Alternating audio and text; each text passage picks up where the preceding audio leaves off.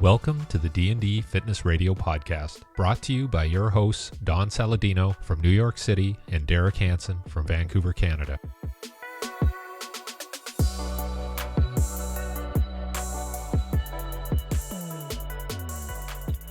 Hello. Yes. I had a wild morning. I went all the way down to my studio, realized I didn't have my fucking charger for my computer, had to run all the way back here. So Oh my God.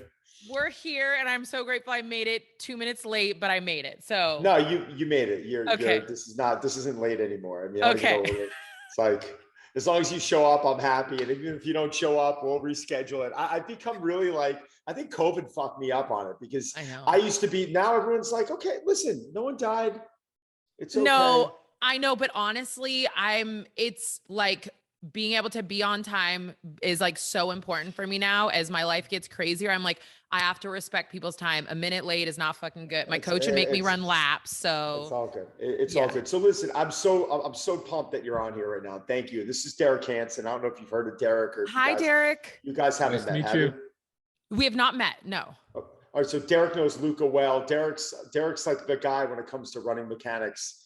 And he's been, so he's someone that I became really tight with years ago. He trained under Charlie Francis, and anything running mechanics, he's like the guy on the planet that all the pro teams go to. And him and I started this podcast years ago, and we just became real tight. And I've been telling him all about you. So I'm really psyched for you to be on.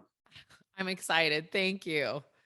So D, little background on, we just kind of jump into it. So Kaisa Keranen, right? That's Keranen, but it doesn't matter. Who cares about my last name? I'm gonna say it. We're gonna start it again. Kaisa Keranen. Kaisa, so you were a coach, a trainer, an online coach, an influencer. You've got your MS in sport performance, is it? Yes, sir. Right, and you're probably like, this is respectfully saying, but like I've been a fan of watching you on social media for a long time. And it's because I feel like you're one of the few people that can bring to the table that real thoughtfulness when it comes to movement and everything you stand for, even your podcasts. Anyone hearing this, I'm going to blow you up big time. Your podcast, your message, even your fashion stuff's fun. Like I love your swipe through. So no, seriously, because as I was talking to Luca about this Monday, he was out here. You do market research and you sit here and you start watching people, and in time you start getting excited to see what these people are posting. And I really think that's what it's about. Like, so you teach people movement, you teach them how to do it in a fun way. Granted, I can't fucking do it with a smile on my face, even though you do it.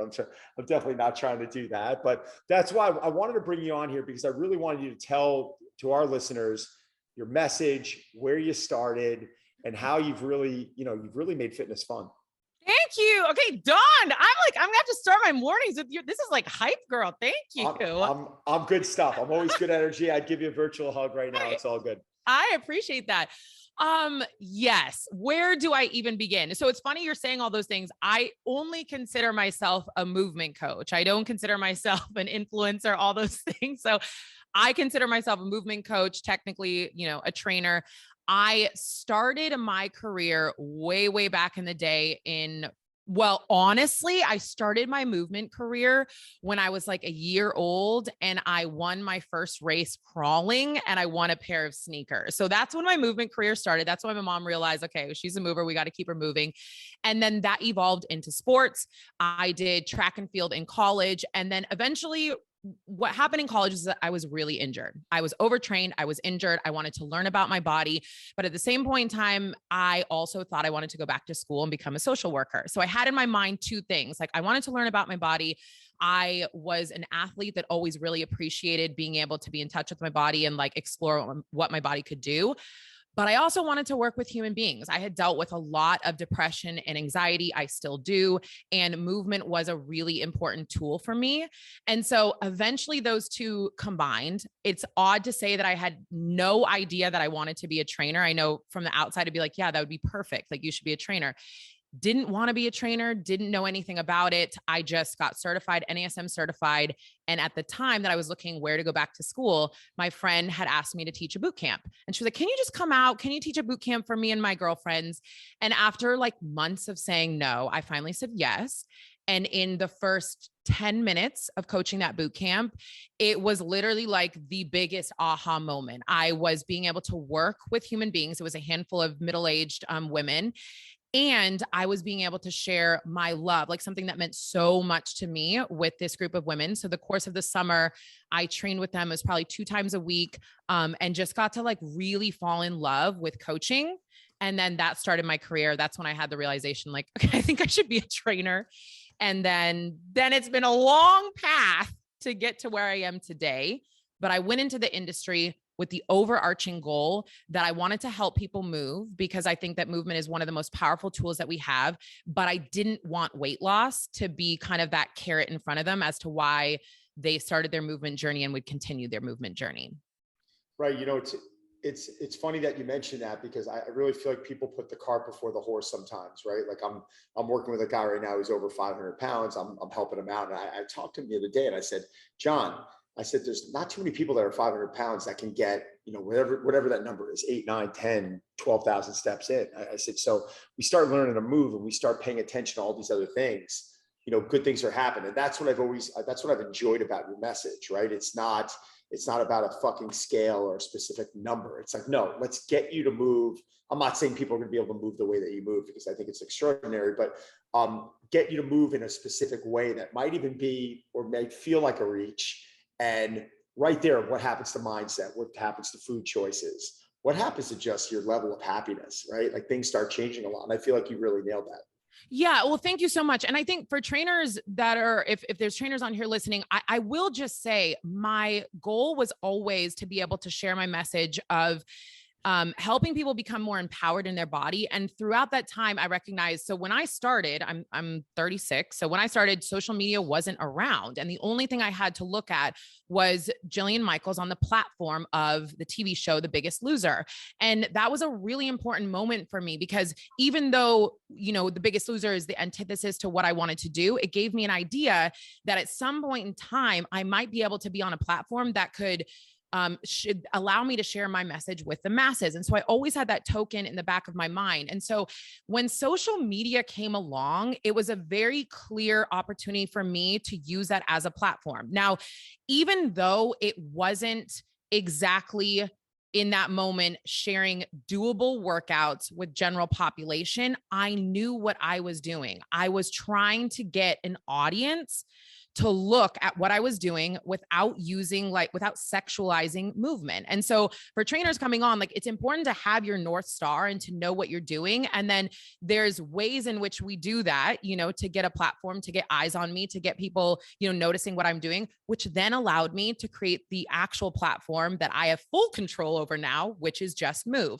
So, and we don't have to like dive into the nitty gritty there, but I always think it's important. Like I put that out there for a reason. And you'll see me these days doing less and less of that, because ultimately I wanted a big enough platform to share my message with the masses. And even though a platform could always be bigger, I had this number in mind that I'm currently at. And I promised myself, when you get there, you're going to go for your mission and not go to like continuously making yourself feel better, which is like putting crazy workouts out there and getting applauses. So I think that's an important kind of like differentiator of where I'm at now.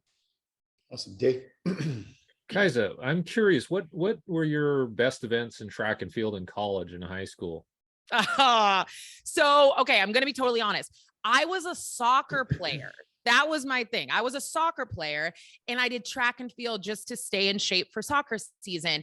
And at 18 years old, you have a bit of an ego. And I had an opportunity to do D2 soccer or D1 track and field, which was such a blow to me because soccer was my love. It was just like, it meant everything to me. But my senior year, my coach on the track and field side asked me to go do the heptathlon, and I got second in state. I went to Junior Olympics. I did really, really good, but it wasn't my love. But I sat there and I was like, I can do D2 track, or I can do I can do Division 2 soccer or Division 1 track. I got to go Division 1. So ultimately, soccer was my favorite sport event, everything. But in track and field, I did the heptathlon, and the javelin was my favorite event by far and away. Like I loved throwing. I've never heard anyone say that. Really? Yeah, that's pretty cool. Actually, we're a rare breed, but I'm also half Finnish, and I feel like that's like where maybe a little bit more of it comes from. But javelin, I absolutely loved it. It's a very So technical event too. It's not Yeah. just about strength. It's, I was horrible at it, but yeah. D was a big, Derek was a big track guy. I was actually impressed. What did you run the 400 in? What was Well, your it wasn't time, my D? event, but I ran under 50 seconds, like 49 something. But yeah, it wasn't my event. I was a long Blazing. jumper, triple jumper. So Oh, I love long jump. Okay. Shout out to that as well. Yeah. Did you do college? yeah, I did it at university and some national stuff in Canada and stuff. So I'm Canadian. So I was okay. I was okay. 50 feet. Jump 50 feet in triple jump, and that's usually pretty good. So Wow. And it's fun now because I watch his kids. His son's a beast on the football field. But you see his kids now, and he's not force feeding them. They're just, I feel like as a parent, you lead by example. Like my son's 13, and I walk in the other day and I see him like goblet squatting and like doing pull ups, and he's like, I'm not telling him to do anything. I'm like, where'd you learn that from? And he's like, watching this Brazilian guy on TikTok, and I'm like. You're like, you do know your dad's like the OG. I'm like, what the fuck? I'm like, how do you listen to some? I didn't even say it. I'm like, what the fuck? How you listen to some guy on TikTok? He's like, yeah, you gotta see him. He's like ripped, man. He's like ripped. And I'm sitting there like, the fuck did I? But you know what? I'm just, at that point, I just shut my mouth. My wife's laughing in the corner, and I'm like, listen, let him do it and have fun with it. But it was funny because Derek's son went out. What was it at the combine? And I was watching video of his son doing a lot of the drills in front of like the Kansas City Chiefs and all this stuff. So he literally he beat his son up for like two plus hours, where like Derek didn't have anyone to go in and do these drills to show coaches how they should be done. So he gets his 15-year-old son to come out there, and I'm watching his son do everything. I'm like, I went to one team, Don, and I had the staff do all the drills. And I thought everybody's going to have a heart attack because they, staff a lot of time aren't in shape, right? Like they're busy. They do some medical staff and all that. So there were a couple of people who were like grabbing their chest. I'm like, okay, I got to bring my son because he's got like so much energy. He's 15. So, he's at the combine in front of like every coach in the league running these drills perfectly. And I'm watching him. I'm like, Jesus, I can't do that. It was there's nothing better than watching someone who can move the right way. And that's kind of what, Kaisa, when I saw you move for the first time, and now with our buddy, my good friend, Luca Hosever, you guys are doing a lot of collaborations together, and it's fun to see people moving that way. It's almost like, it almost seems like a reach for most, but you have practiced what you preach, and that is kind of what you're selling in a way, right? In a way, you're trying to show people that you can move this way, that this is healthy and fun.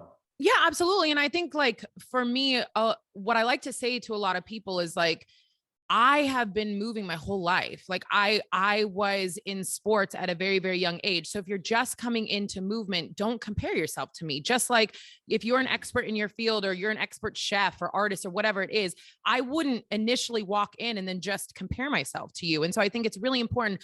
For some reason in the fitness and movement world, we always think that it's not okay to be a beginner. We always think that it's not okay to like just, be getting started on that journey for some reason. And I think that's always what I like to caveat with, like, yes, I am an expert mover. I've been doing this my whole life. I also dedicated my entire career to moving. So I have 36 years of movement underneath my belt. And when you come into movement, you don't have to start where I'm at. Like wherever you are is the perfect place to begin. I also want to say I've learned a lot along the way. Like I did not take care of my body as an athlete, especially in college.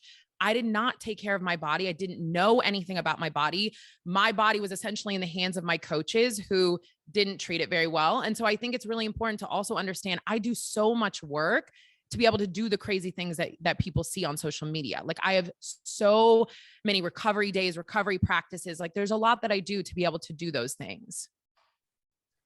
Now, I have a lot of friends who kind of work in the area of physical literacy in Canada.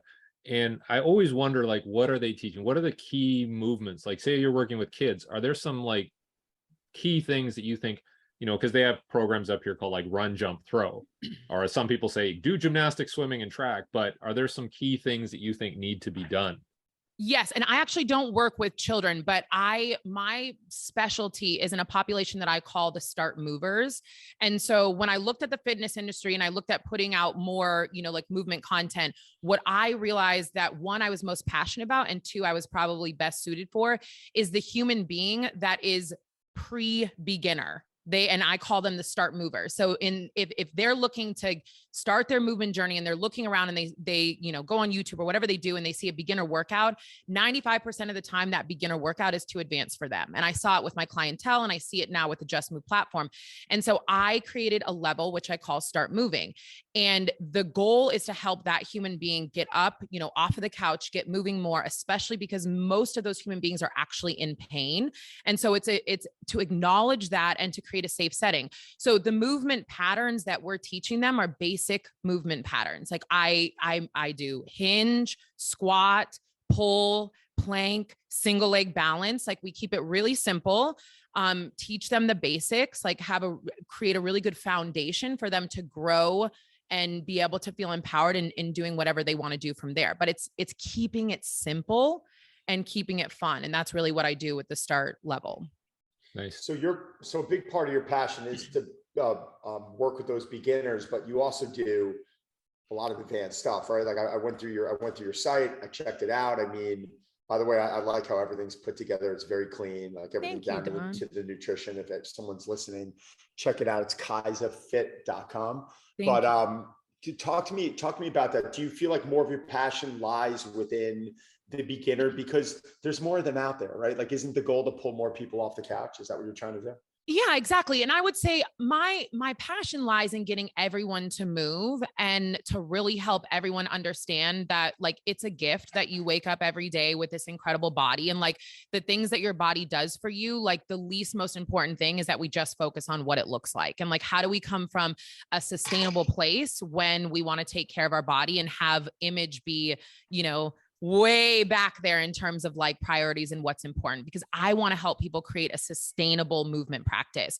With that being said, there was a population of people that I was always most passionate about when I was doing in-person training. And that was the human being that came to me quite often with a lot of pain and no understanding or connection to their body and no understanding of how to move. And honestly, like quite afraid of movement.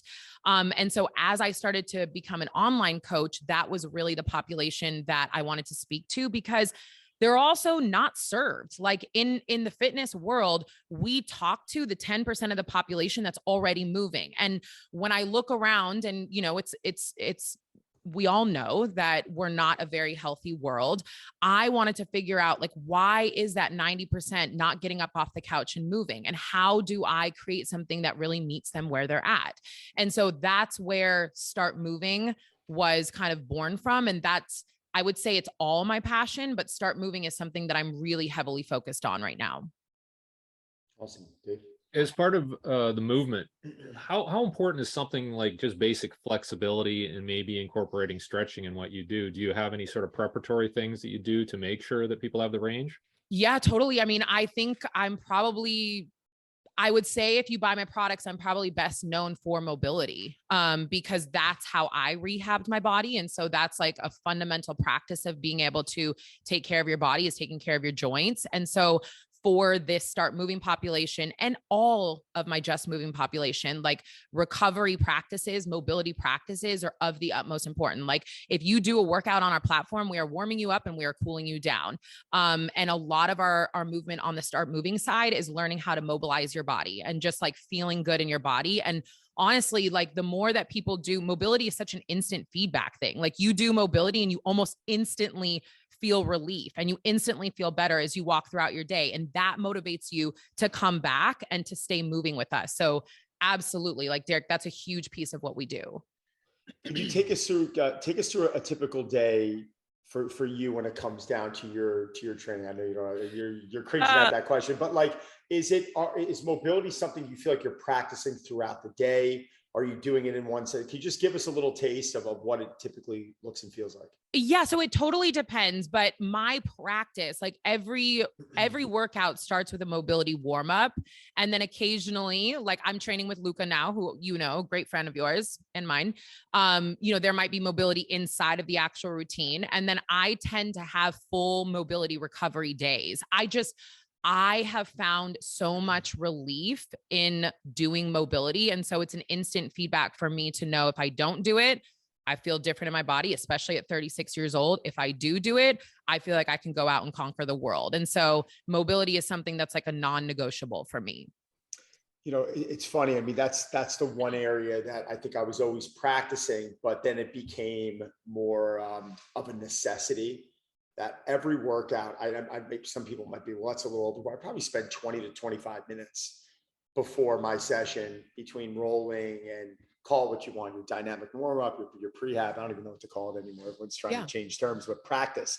I practice the things that I need to do to allow my body to feel, I like to say, like kind of flossed, like just loose. And if I go 2 days without it, that's where I feel like my body has changed the most. Do I think body composition is good? Yes, fortunately, I'm able to improve that. Strength, great. But the one area I feel like is a non-negotiable, and I've really truly began to enjoy it, is that, and a lot of elasticity work that Derek has his clients do with like shorter bursts, 10 meters, 15 meters, 20 meters, short distances, to where you're able to develop that elasticity. And it's nice to hear that you think about that the same way. Yeah. And I think it's really important, because I think if you look at like what I do and people are like, well, how do you do that? It's because I do mobility. Like, it's because my range of motion is constantly worked on and kept on point. Like, and then we strengthen that. And then I have power development from that. And like, when people look at myself and they're like, you're not going to be able to walk in like, a few years, it's like, no, I really pay a lot of attention to taking care of my body, because when I go into the gym, that's almost like my sporting event. Like, I love being able to see what my body can do. And in order to be able to perform at my best, I also have to really be taking care of it so that I can continuously do that. So yeah, if you're moving right now and you don't have mobility in your routine, like that's just an epic miss, period. Do people come to you, and I know obviously the movement and mobility is important. Do they just say, hey, I just want to lose weight, I just want fat loss? And how do you approach that? Because I know, I'm 53, and there's studies that say like, no, your metabolism doesn't slow down, you slow down, right? So I even found that with myself, that I actually had to encourage myself to move more, because whether it was walking or whatever, my exercise routine. But do you specify certain durations and frequencies throughout the week that they have to do this stuff? No, I'm not a prescriptive. Well, let me go back. Let me go back and say, when I first started training, and again, this sounds very naive, I had no idea that 90% of people that came in to train wanted to lose weight. Like, I had come from an athletic background. I had come from a side of being really excited to see, and explore what my body was capable of and what it could do. And so I had client after client, or potential client after client, come in.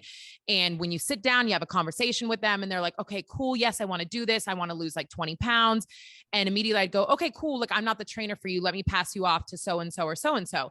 And, a month in, I'm looking around and I have no clients. Like, so I had this automatic kind of like, I had this realization of, I have to start meeting people where they're at.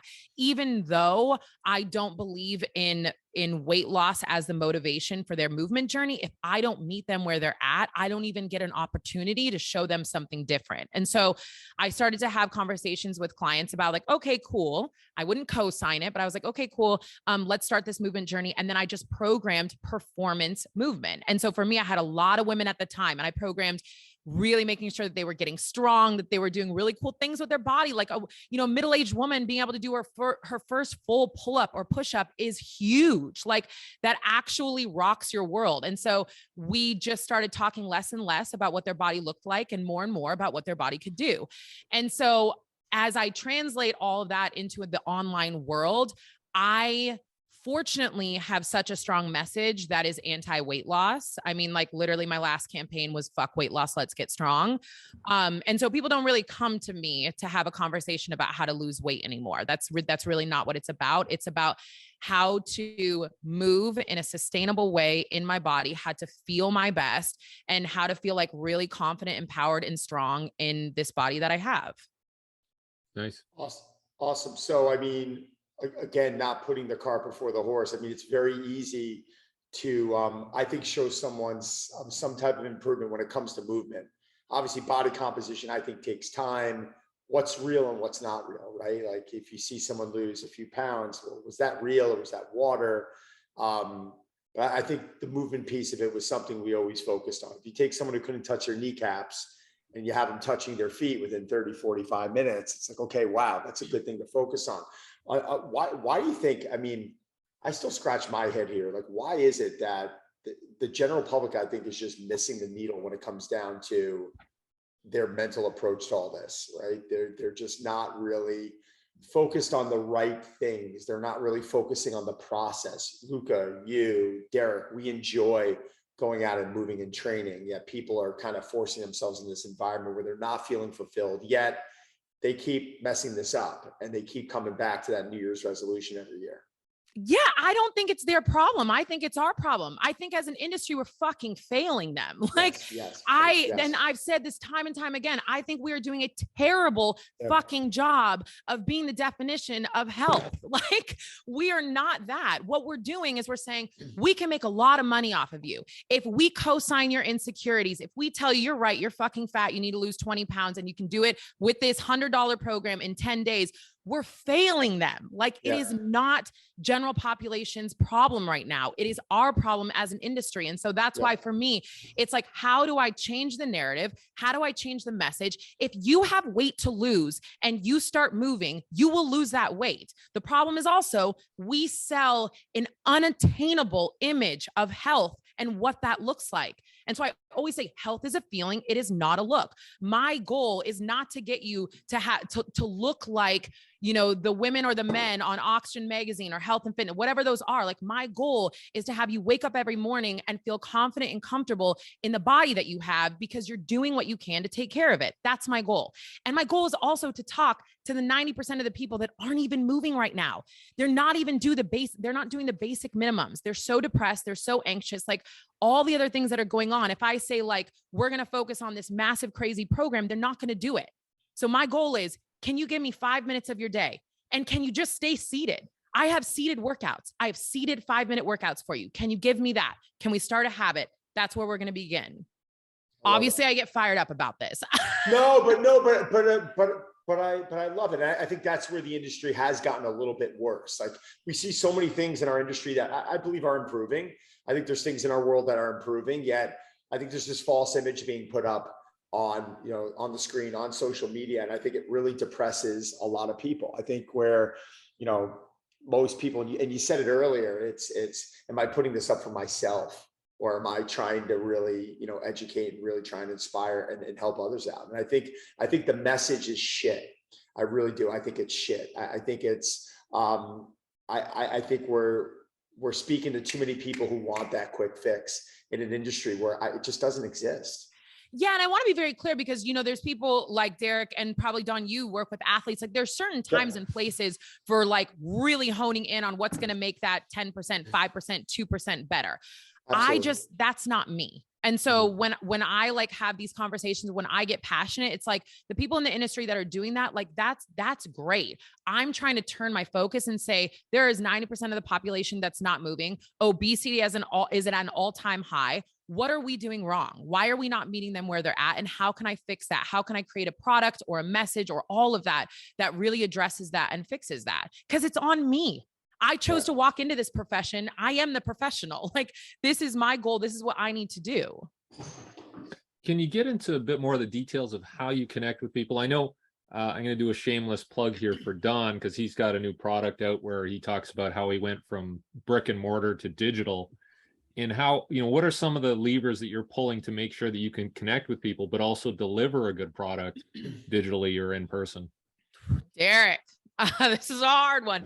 So first and foremost, I would say when I was a trainer coming up and recognized that I had kind of a mission or a goal that was very different than the people around me, I knew that it needed to get out to the masses. And I knew that meant that even if I was a group X instructor, like even if I put, 30 people into each hour and taught group classes, that wouldn't really reach the world. And so I always knew, like, I'm not going to be a brick and mortar coach. It's just, I'm not going to be able to affect the masses if my hours are spent inside of a gym. And so again, that's when social media came along, it was a very obvious thing to me that was a microphone for my message.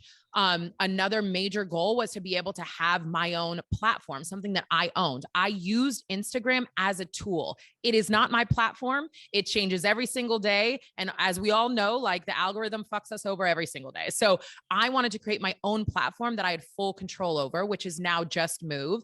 And I wanted to be able to put programs out there with coaches other than myself. Like one thing I was very clear about was I am maybe going to resonate with a handful of people, but I'm not going to resonate with the world. So how do I bring other coaches on that are diverse? They teach diverse movement. Like we have dance on our platform. Yes, we have yoga, strength, all of the other basics, but like we're trying to get really creative with movement. And then as I evolved and started to realize that the start moving population, that human being was somebody that I felt really strongly was being left behind, I realized that they didn't belong inside of the Just Move community. Like they deserve their own community where they felt safe, they felt seen, and they felt like everything was for them. And so now that's a separated app. So I literally am running 2 separate brands now, but it's a constant evolution. And I think, Derek, honestly, like I don't have the answers right now because I'm not serving millions yet on my platforms. And, you know, that's ultimately the goal. But with weight loss as the carrot, you know, we're climbing up Mount Everest. Like it's a huge, steep hill to be climbing up, and we haven't found the golden ticket yet, but like I'm going to die trying. This is my goal. I'm never going to sell out on that.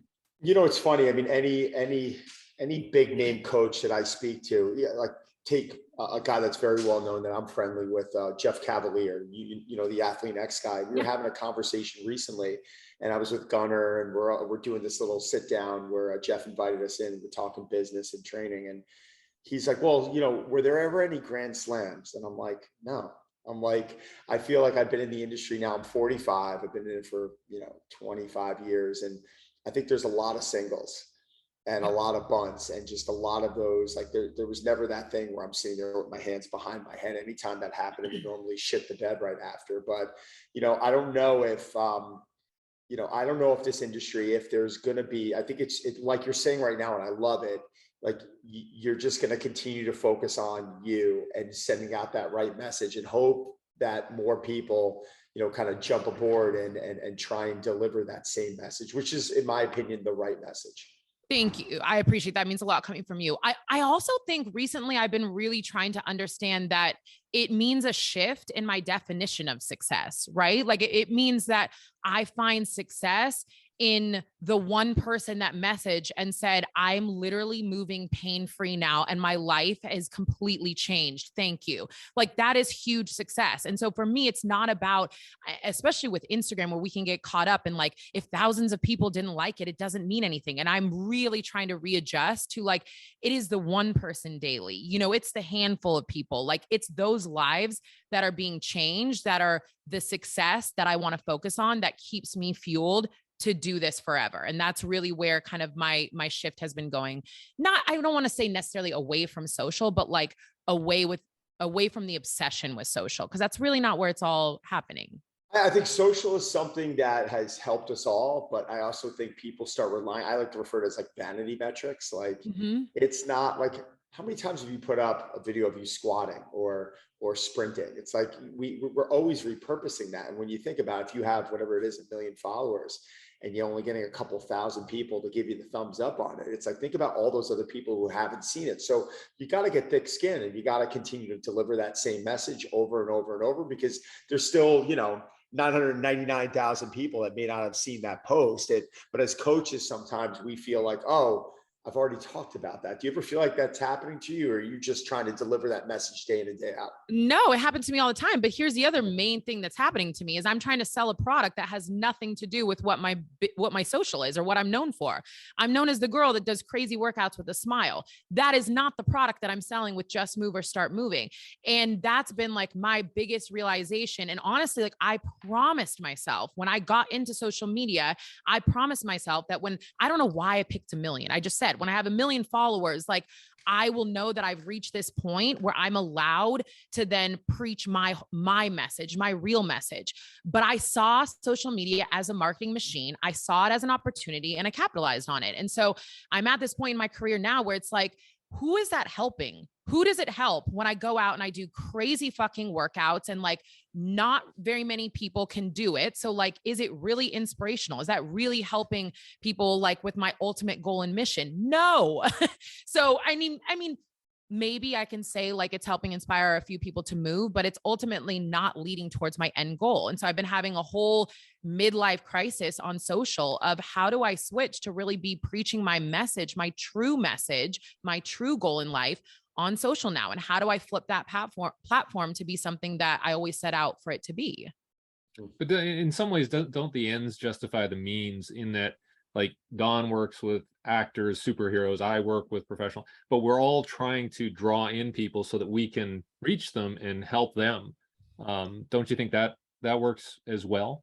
I do. I'd like to tell myself that, Derek, but ultimately, honestly, I think I probably deter more people from movement than I actually encourage with a lot of the stuff that I do. And I think for me, it's always a hard moment to say, like, this is what I like to do. This is, like, ego wise, this is what makes me feel good. This is what I get applauded on. But ultimately, if my goal is to help Susie get up off the couch, does she actually look at that and say, like, that's inspirational? I don't think so. I think she looks at that and says, I can't do anything. I can't do any of that. See, I'm not a workout person. I'm not a fitness person. I'm just going to sit back down. And so I don't know, but it's something that I'm highly aware of in this season of my life, and really making sure that everything that I'm doing relates back to my end goal and mission and my North Star in life. I also think, I think what's cool about it though, is I think it's showing the potential of how someone could move. Right? It's almost like, and a lot of people are going to look at your page, and a lot of them are going to say, like, oh, no fucking way. Right? Like, like, you're going to have that. But I also think it is somewhat inspiring. I think you are showing people, listen, just get off the couch. Like, in a way, if your message becomes, it may not be here, but let's start wowing you a little bit. Let's start wowing yourself. Yeah. To believe, and because that's what this is all about, right? Like, what are we trying to do? We're trying to give people the confidence to where they turn around and they say, what's next? Yeah. Right? So in a way, I feel like if you're motivating someone to think a little bit differently about this, and they're going to at least start attempting it, and they're going to look into you a little bit more, I think you are doing a good job of it. I just think, what is it coming down to now? What are you trying to find? Are you trying to find a little more balance on your page? Like, what are you really trying to change with it? Yeah, I mean, honestly, I would say I'm in you guys are, like, hearing the process of me trying to figure out the balance and what this is. I also realize that social is not everything. And I realize that there's a lot that can happen on the platforms that I'm doing and outreach, and in a lot of different avenues besides just Instagram or, Facebook. And so I'm just at my own little mini evolution. I'm also injured, which always brings up a million things inside of my mind and my life. And, like, really trying to make sure that the things that I'm doing are constantly leading back to what I set out to do 12 plus years ago. And so just making sure that I'm in line with that, and making sure that I'm not putting crazy content out there just because it always makes me feel better, rather than, like, really putting content out there that people benefit from.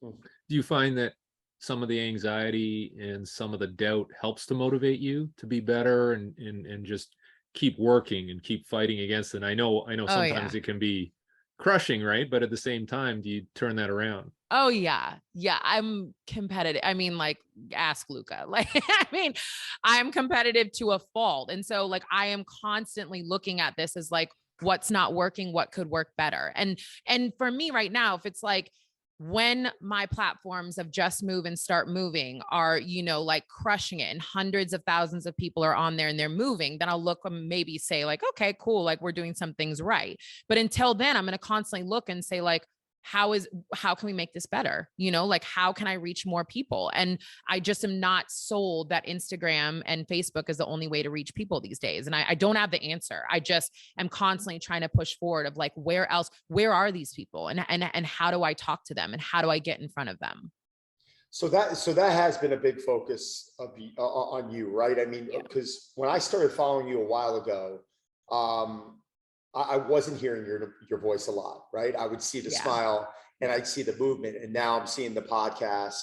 Now I'm seeing, like, you and I had an opportunity to train together at Luca's, and now I'm starting to hear your voice a little bit more. And that's something that you're realizing that, wait, there's gotta be, let me show my personality a little bit more and show that it's really coming from in here, right? Yeah, totally. Thank you for recognizing that. I know it sounds odd, but I don't like being in front of the camera. I don't enjoy being like that person. I got on social because I saw it as a platform to push something. I never had an idea that it would get here. And so my team for the past handful of years has been like, you talk all this stuff behind camera, but you do realize that the product that you put out, nobody knows that you have that going on in the back of your head. Nobody knows that that's your thought process or this is what you're trying to do. And until you say it, people are going to come up with their own reasons of like why you're doing what you're doing, you know? And so that's why we put the podcast out there, and we have, you know, they're forcing me to go talk, and I say yes to every single opportunity to try and talk and to share my message. But yeah, that's been the goal. Like, I'll reiterate and say, my goal was never to have, you know, gazillion followers on social media and be known as the girl that did crazy workouts with a smile. My goal has always been to help the world to move more and to really speak to people that are not moving and to figure out how I can encourage them to move. And that means creating products that meet them where they're at. And this whole evolution of social, I just feel strongly that I'm not quite sure that my product on social is meeting them where they're at, and trying to figure out whether or not I'm just pushing that forward because it makes my ego feel good, or whether or not, like, you know, there's an inspirational thing like you mentioned that might be happening. I'm not quite sure, but I'm working on figuring that out. So you're seeing me figure it out now. No. I get it. It really is. It's like you mentioned the algorithm. I mean, I feel like business is this algorithm, right? Because the worst thing I find is complacency. This worked for me 10 years ago. I'm like, well, it's not fucking working for you now. Like, how are you thinking about this a bit differently? And I think that's, as coaches, that's what we have to do. We have to understand that we're establishing this level of equity with our knowledge, but we always have to evolve. Like, I don't like at a certain point, like, people are probably just not going to want to learn from me when it comes to fitness. Like, it's like, what else is like, you gotta prepare and expect at a certain point, you know, you're going to have to transition. Like maybe when I'm 60, the guy with abs just isn't that cool. Like, even though what I've been focusing on is performance and movement, that's been a big draw to me. But I think recognizing that this could be gone at any moment. I think some people say, you know, it's a little extreme, but it really can, right? I mean, you don't know what's going to happen, right? Oh no, totally. And Don, you, like, if you're passionate about that, I think it is going to be the thing that people are still, you know, like gravitating to you for. Like, I am not all that passionate about continuing to put out crazy workouts. And that's like, I just want to make sure that that's clear. Like, my passion, the reason why I'm in this industry is because I want to help Susie get up off the couch and move. And so that's I get that. I completely get that. I mean, I've even gotten it watching you over the last, you know, evolve your page. Like, I can understand what you're trying to do. I was never under the impression that it was about crazy moves. I thought it was more about you showing this bit of a flair on like what you can do. But then I felt like your other messages have been balancing that out a bit. Like, I want to know that you can move. Like, if you're going to speak, I want to know that you're able to do it. And when you hear, wow, oh my God, she's in her, you know, whatever it is, early, mid, late 30s. I forgot what you said earlier. I won't break it 36. 36. I'm okay with I'm older. I'm 40. I'm 45. D's got us beat by a little bit. So, you know, but I feel like when you have that in there, I think that shows, wow, look at this. This is, you know, this is going in a good direction. D? Yeah. Thank you. I appreciate that. I mean, I rely heavily on fear to motivate me for a lot of things. So it's like, there was I was listening to somebody talk about, I'm on Instagram, and there was some mistake by Instagram and they canceled my account and I lost everything. Like, my business went through the toilet, and I'm like, oh geez, okay, now I've got to, you know, anticipate that. So every day I'm thinking, you know, I'm going to be irrelevant tomorrow if I don't, you know, get off my butt. So. But it does make it very apparent that we do have to take what we're building on social media and pull it off into our own platforms. And I think that is a given. You have to do that. We have zero control over what's happening there, for sure. Yeah, totally. So Kaisa, tell us, where can we find you if they want to find out about your programs, your social media handles? Spit it out. I mean, give us a little taste. So my social media is Kaisa Fit, Kaisa Fit. And then you can find me there. You can also DM me. Like I always like to say, if you have any questions, comments, concerns, whatever, DM me, because I'm in there all the time talking to people. And then if you're curious about the products and the platforms that I have co-founded, it's Just Move. So justmove.com or Just Move on social, and Start Moving. So those are two separate products now. Definitely give her a follow, check her out. I mean, I'm looking forward to our next workout. If you're ever in New York, or maybe we're out at Luca's one day, just make sure you hit me up. Or, you know, if I should be out at Luca's. We were talking about doing some business stuff over the next few months. So let you know when we're out there. Hopefully please do. We'll, definitely. Listen, thank you so much for your time. Thank you. Totally appreciate it. Thank Keep doing you. what you're doing. Thank you. Thanks. See ya. Take care.